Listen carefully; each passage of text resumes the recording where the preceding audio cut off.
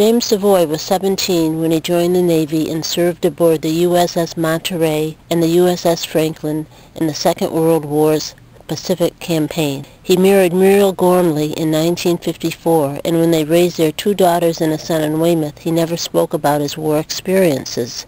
After he died at age 57 in 1983, Muriel discovered a box full of his World War II mementos, including 2 well-written diaries. This Memorial Day, those diaries carry special meaning for his son, Michael Savoy, who is 46 and lives in Dartmouth. Probably about 14 or 15, and going through my father's drawers this fishing, and stumbled across the diaries and was fascinated, but didn't make the real connection between the guy I was reading about and the guy that was my father. I reread them and then realized that that guy was not just some figure in a book, it was actually my dad, my father. I guess I just didn't know that part of a hero, and I never viewed my father as being a hero. He was just the guy that went to work and came home and took care of us and chased me around the house when I got in trouble, and then to realize that he was, you know, part of something so huge.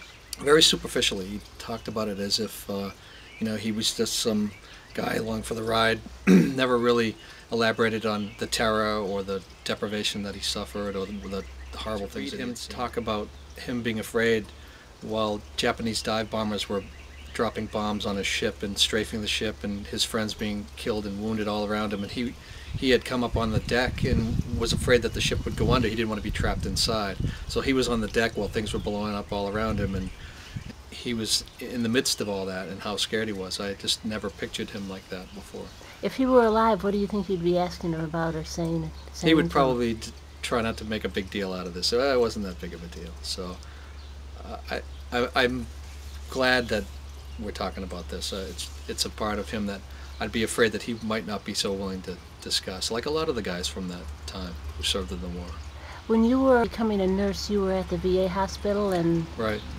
Did people talk to you about their war experiences? They did. In fact, I took care of a lot of the old World War II vets, and one guy in particular had gone up with the first wave on the beach on D-Day. He was in the hospital now. Well, it was probably 12 years ago now. He had gone up on the beach and had been wounded in the ankle with a piece of shrapnel, and all these years later he was back in the hospital because the shrapnel had become infected, and he was there to have it removed. So, and that was his experience going up the beach on D-Day.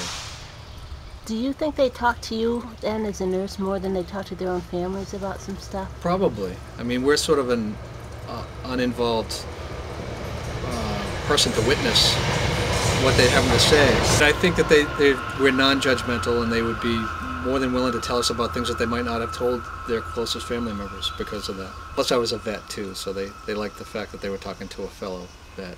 When you were going to go in the service, did you think of the Navy because your dad had been in it? I did. In fact, I wanted to follow in his footsteps because he had died, you know, a few years before.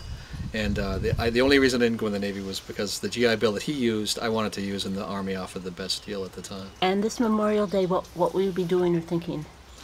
I think I'll think about the old man again. And a lot of the guys, they're dying at 1,000 a day now, and there's so few of them left. It's kind of like a last chance to say thanks for what you did. This is Sue Scheibel, staff reporter for the Patriot Ledger and Gatehouse Media New England. For more coverage, see the Good Age column in today's newspaper or go to patriotledger.com.